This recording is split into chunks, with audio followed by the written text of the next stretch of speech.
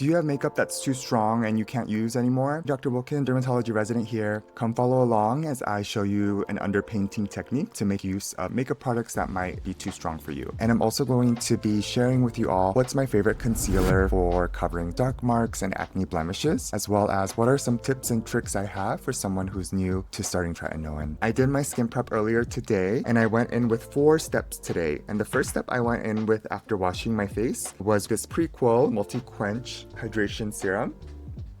It looks like this, and I love using it on my skin. Just gives me a nice healthy glow, has polyglutamic acid, which is a great humectant. I then went in with my SkinCeuticals CE Ferulic. This one is a very expensive vitamin C, but it works well. There are many others that are cheaper that also work great. This is, I think, a great item if you have the extra money to spend on it, but don't feel like you need to get this vitamin C over other vitamin Cs that are out there that are much cheaper, because there are great ones out there too. Here's that vitamin C on the back of my hand. And then after using this vitamin C, I went in with my trusty Prequel half and half. This one is a great fluid moisturizer, and in my mind I like to think about it as a milky toner. Here's that consistency of the Prequel, just so nice and hydrating. I love it under my eyes too. Great peptides and other nourishing ingredients in here. And my last step was, of course, a sunscreen, and the sunscreen I went in with today was my Haru Haru Wonder Black Rice Sunscreen. This one is SPF 50 PA++++, and is,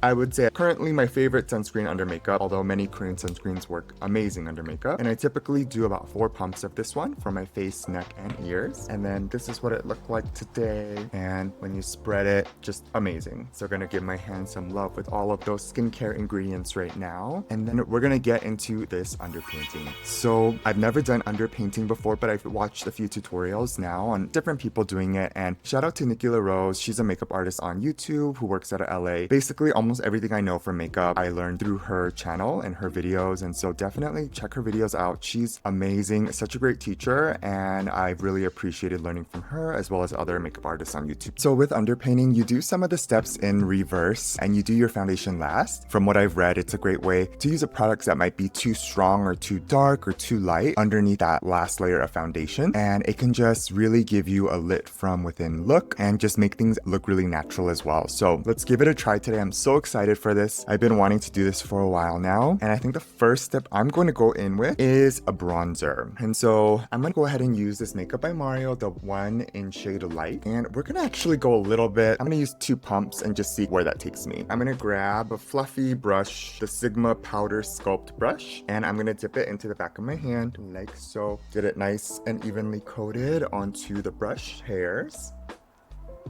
And I'm going to also place my hair clips in, and let's go ahead and just start tapping, swiping, doing all that good stuff. What's great about underpainting supposedly is that you don't have to be as precise because you're going to go in with that layer of foundation afterwards.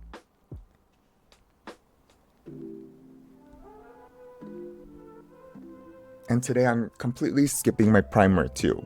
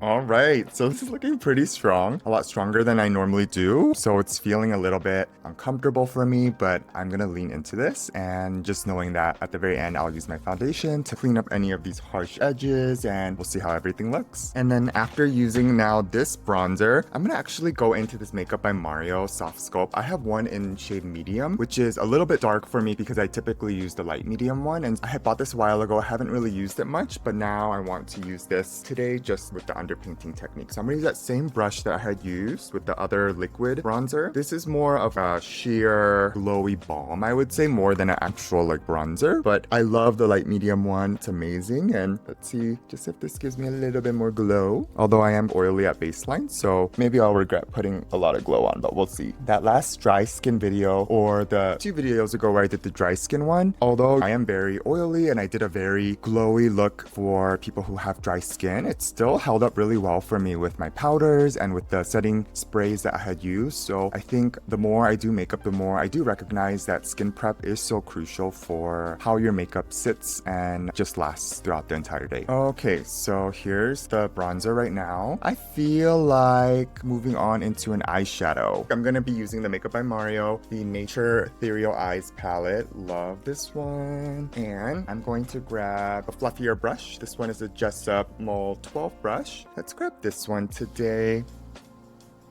Tip, tip, tip. Just start working it.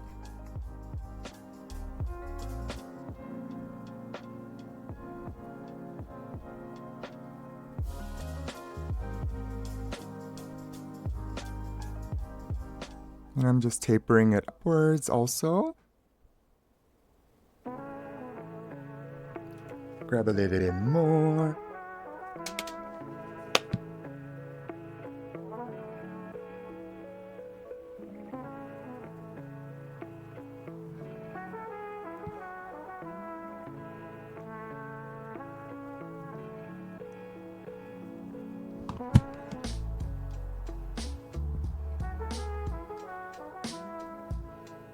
Grab a clean fluffy brush, and the one I'm going to be grabbing is the BK Beauty 202 brush, this one. And let's just blend out any harsh edges that might have formed.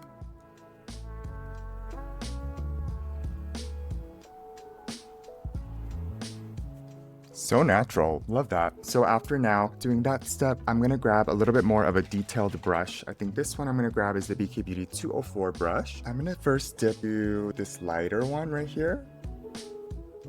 Middle center part of my eye.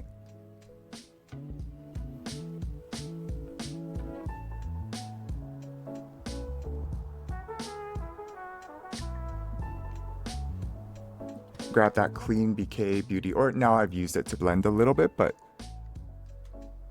amazing. Now with that like a little bit denser, smaller brush that I had used for that lighter color, go into this brown shade.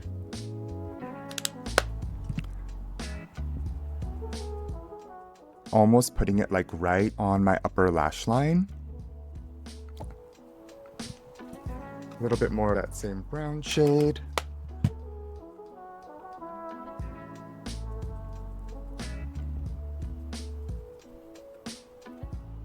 Connecting with that lower just a little bit.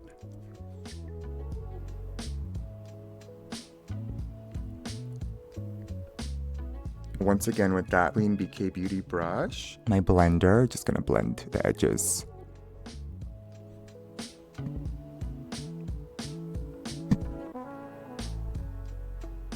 Okay, I'm liking that, a little bit more depth and dimension. So let's just do a little shimmer. And these Makeup by Mario ones are so freaking natural, I love it. I think I'm gonna go for first this green one right here with my finger.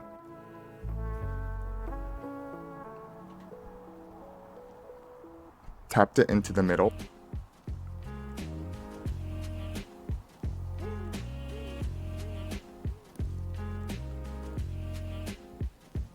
So this is looking nice and where I want it right now.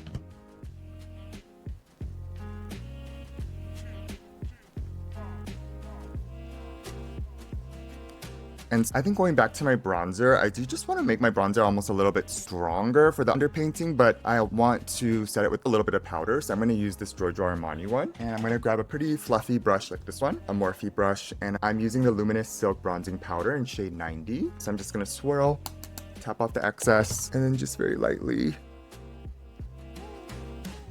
Because I did use like a glowy balm and then a liquid on here too. So just knowing myself, I'm definitely gonna need some powder. So let's just use this and it'll give me a little bit more color too.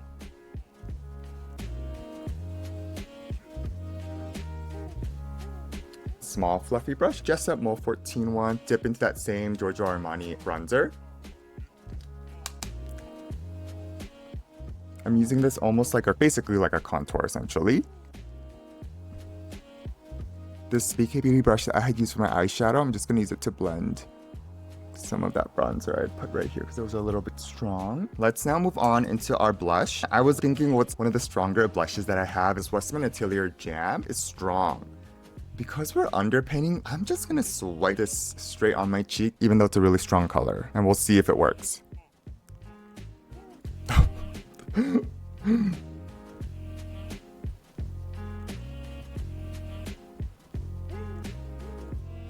I'm going to grab now my blush brush, Sigma, the F40 large angled texture contour brush. I'm just going to use it to stamp this out.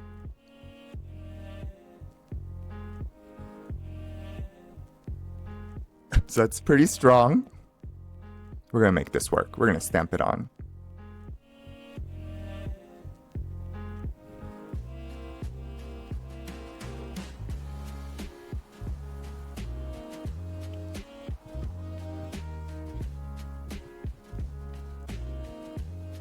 And remember, under this blush, I only really have my skincare and my sunscreen on right now. I don't have a primer on, and I don't have foundation yet. I'm really excited to, even if today's look doesn't turn out the way I want it, I'm still excited to continue using this technique and learning from it because based on what I've read and what I've learned from other YouTube makeup artists, it seems like this is a great way to use up products that you've bought and just are too strong.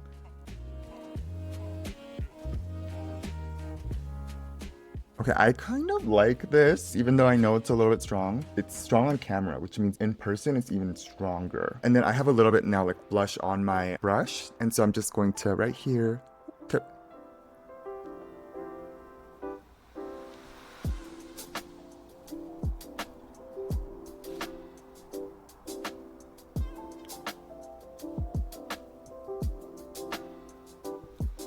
Interesting. The only thing is I am noticing that I'm getting some patchiness on this, kind of on both actually, but maybe it's because I wasn't super careful with how I swiped it. I kind of just went like whoosh. And so maybe that's why, but this Westman Atelier, I haven't used it too long now. I only got it last month in the holiday gift set. And so far it's been working great when I swipe it directly on the brush and apply it. But today was the first time I applied it directly. I think it was the first time.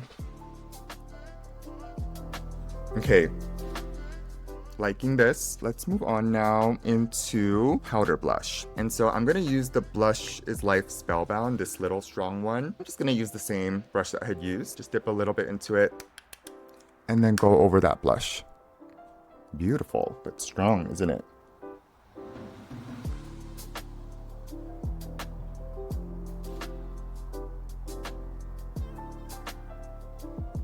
Let's do eyelashes. I feel like just using a little bit of mascara today. One of my friends and co-residents asked me earlier this week what's a mascara I might recommend and if I thought about clear mascara. And so I've only tried one clear mascara before. I think it was the Maybelline one and I couldn't make it work for myself. And I've tried a bunch of US ones, a bunch of Korean ones too. And for me, I don't know if I'm just doing it wrong, but I've really been struggling with it. But this one that I got from Amazon, it's like a Japanese one. It's called the Heroine Make. This one has been really natural. And I'm going to curl my lashes.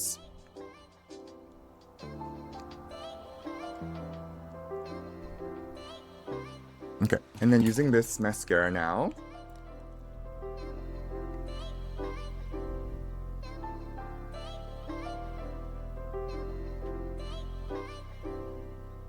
So natural. Okay, so I'm happy with that. I don't know, like the majority of mascaras, I seem to get clumping on them. So if you have any tips and tricks, I would love to know them. And so it's something I'm still working on with mascara. And now that I've done my mascara, let's go ahead and do our lips. I am going to line today using the Makeup by Mario lip liner in tan. And then I have some lip balm on. So for me, I have larger lips, so I don't want to overline my lips. I'm just gonna almost underline them, but this is gonna be a way for the product just to hopefully last a little bit longer, the actual lip product that I use.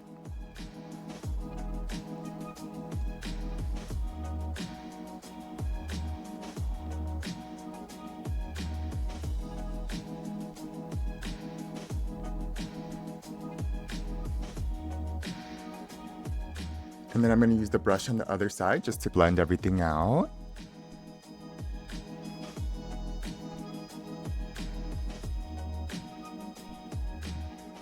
grab my actual lip product, and today I'm going to be trying this new lipstick, Worth It, by L'Oreal. Let's give it a try. I haven't used it before. And I'm just going to grab a little flat brush. This one is the Mole 17 brush. Grab a little bit of that lipstick. Check first, see what it looks like on the back of my hand. I like that. And just paint it on.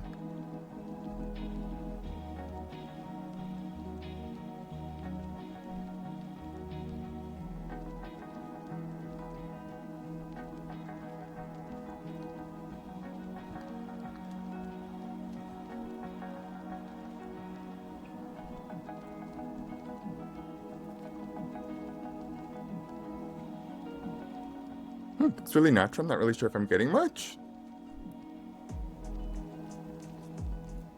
Next, my Peri Para Mood, just because I like things to have a little bit of that gloss and moisturization, this one. And then the shade I'm using today is 33. I like that. Okay, so we're all done with our lips. Then I'm gonna move now into doing my brows, and I'll use this brown black Kosas Nano Pop.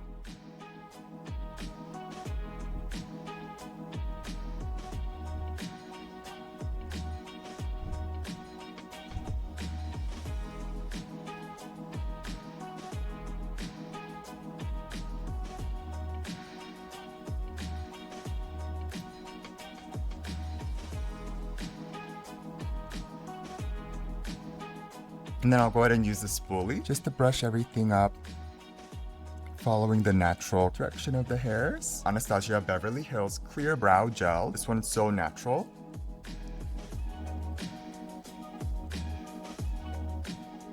I think now might be a good time to talk about some tips and tricks that worked for myself when I was starting my tretinoin journey. And so I live in a really dry area, and I started tretinoin, I want to say my second or third year of medical school, and it was a complete disaster when I started. I just was applying way too much, even though when I first started, I was following the directions, using a pea-sized amount, started twice a week and started increasing it, but I definitely increased it way too fast. My skin was really irritated, but in my mind, up till that point, I had never used something like tretinoin, and so I didn't realize that trying to force myself or push myself through the hard part wasn't gonna work. And I think that's how I approached it. I was like, I'm just gonna power through this. I'm going to keep applying it until my skin gets used to it. And it totally wrecked my skin barrier, and I paid for it. And so eventually I stopped, and once I restarted, I took it much more seriously. One of the things that helped me was doing a moisture sandwich, where I would do a moisturizer, a very bland one like Vanicream or CeraVe, anything that works for your skin, and then I would wait for that to dry down fully, about 10 minutes, then apply my pea-sized layer of tretinoin at nighttime, wait for that to dry down for another 10 minutes, and then I would follow it up with a moisturizer.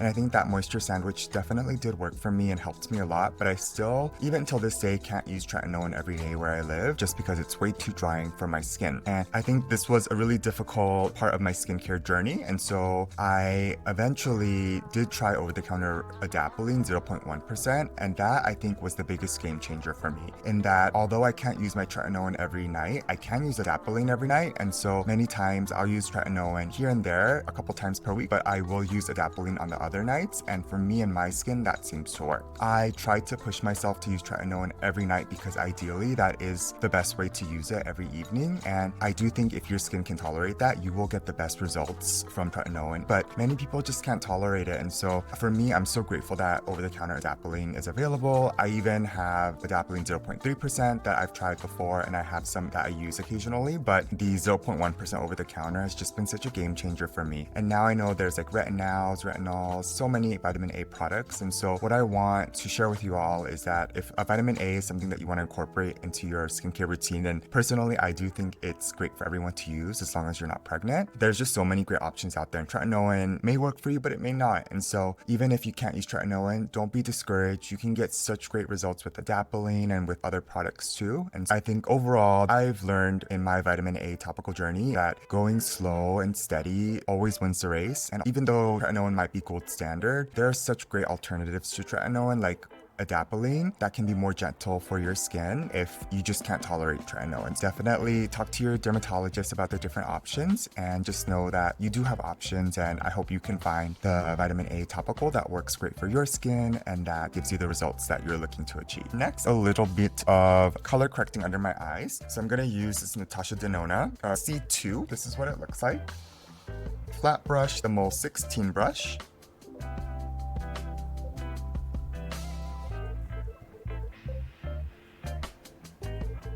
I'm gonna use my ring finger to blend it out. I've been wanting to show using your fingers too. If you're acne prone, make sure you wash your hands really well before. I even have a hypochlorous acid spray that I use at my vanity, and you can spray your hands with it right before and after you tap on your face. But don't tap on your face with dirty fingers, because if you're acne prone, you will be more likely to break out. But yeah, I wanted to show my fingers on here too, because if you can't afford makeup brushes, and I know these days everything is becoming a lot more expensive, then your fingers are such a great makeup tool as long as you wash your hands well. Yeah, some of the best makeup artists in the world use their fingers, and it's because it can help melt the products and it can just give you amazing results. And then I'm gonna use this Fenty Hydrating Longwear Concealer, this shade 225. When I first got it, it was like such a good match, but these days I almost feel like it's a little bit too light.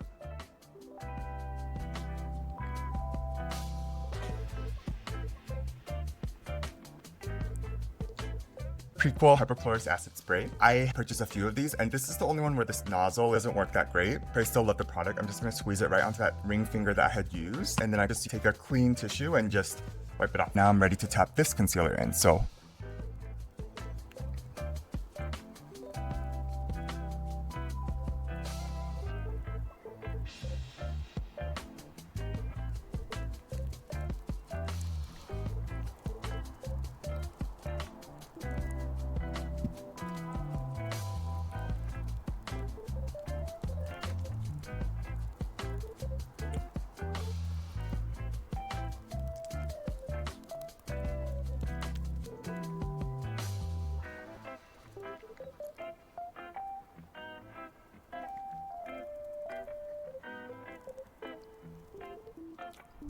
a little bit more concealer than I normally do, but I just want to set this really quick because this one is really liquidy, so it doesn't crease. For the setting powder, Makeup by Mario in Fair Pink, BK Beauty N17 brush. It's a brand new brush. I tried it out the other day and it was really good, and so I'm going to use this powder side. Just grab a little bit of that powder, tap off the excess, and then set my concealer.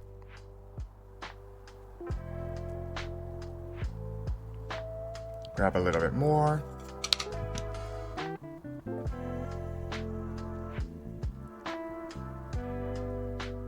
One more step before foundation, which is I wanted to show you guys my favorite concealer for covering dark marks. I do have just a little bit of areas I want to cover right here. I was going to use this NARS hot concealer, and I used the shade Custard, which is medium 1. This NARS concealer looks like this. Take a small flat brush. So I'm going to use the Just Up Mole 18 brush. Grab a little bit of that. This is a really high coverage concealer. And then I'm going to just tap like that. Prequel spray on my ring finger. Another clean tissue just to wipe it off. And now I'm going to start pressing. If an area is really like pigmented or hard to cover up because it's just a little bit darker, then you can let it sit for just a little bit so that it'll give you more coverage before blending out. With my finger, just gonna very lightly tap. Oh my gosh. And that blended like magic. Wow.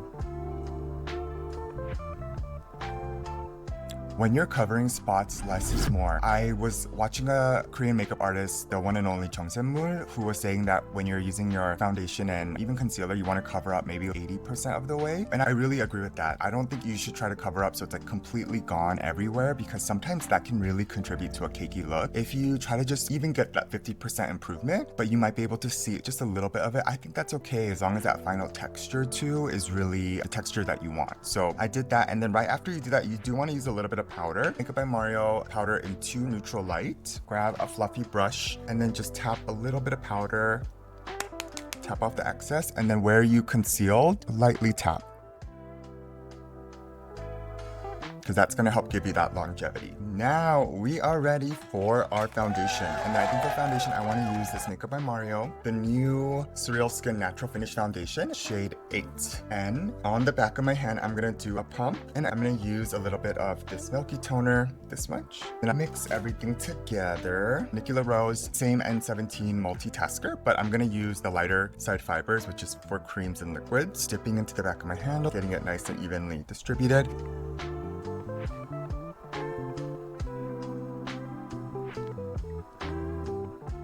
This brush is so soft.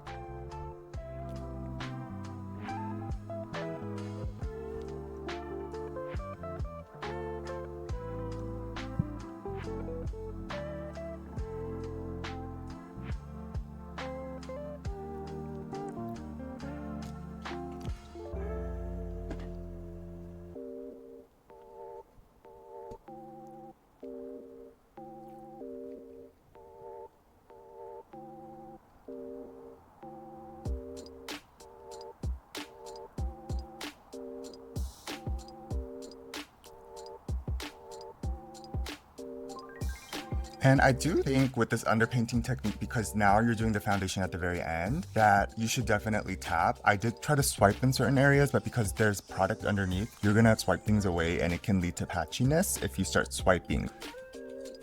I am going to only tap for the most part.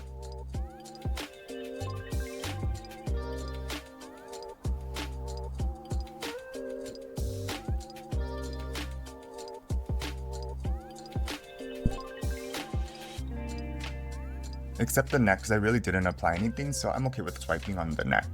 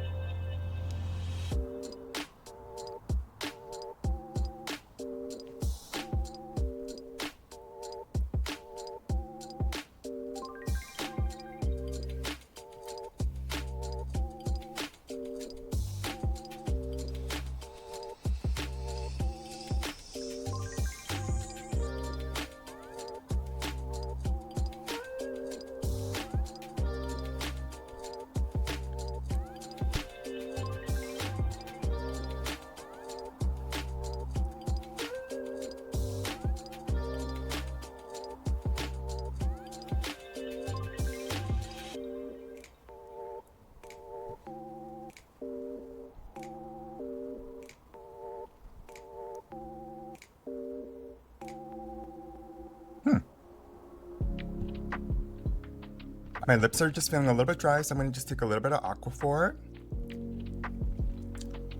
and apply it to my lips. Wow, that looks pretty good. And I think what I'll do is just powder everything. So I will use the Makeup by Mario in shade 2, the neutral light, just to powder my entire face. I'm just going to use the same N17 brush, but that powder side again. Just grab a little bit more of that neutral side powder, tap off the excess, and then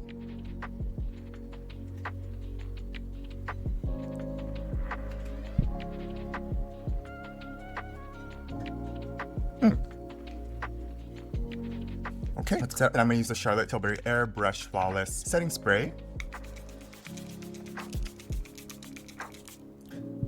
Take my trusty fan and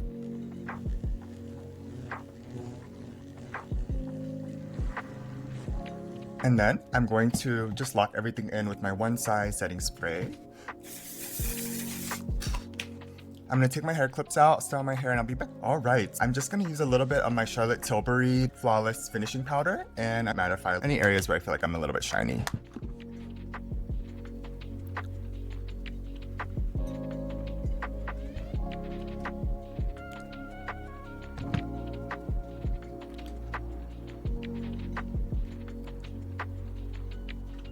Okay, so here's the final look. Here are my initial thoughts on it. I think it looks a lot prettier than I was expecting. And even like that blush, if you guys remember how strong that was when I had applied it to my face, it's so toned down compared to before. The only thing is, I will say in person, it does look heavier than the typical makeup that I do on a daily basis. And so I think for this type of makeup, I think it'd be really fun to do it for going out, going to a nice dinner, anything like that I think would be really fun. I don't know if I would do this on an everyday basis, an underpainting technique personally, just because I am looking at the texture. It does look beautiful on the skin, don't get me wrong, but I think in terms of that no makeup look, I don't know if I would say this really gives that no makeup look in person. I had so much fun trying underpainting for the first time today. I'm definitely going to be doing it again in the future, and let me know your thoughts. If you like this video, give it a like, subscribe, and leave a comment down below what you thought. And until next time, bye.